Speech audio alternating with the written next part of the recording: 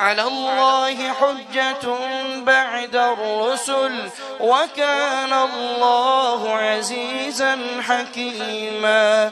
لكن الله يشهد بما أنزل إليك أنزله بعلمه والملائكة يشهدون وكفى بالله شهيدا.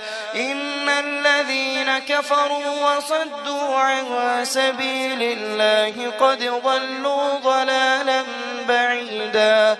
إن الذين كفروا وظلموا لم يكن الله ليغفر لهم ولا ليهديهم طريقا إلا طريق جهنم خالدين فيها أبدا وكان ذلك على الله يسيرا.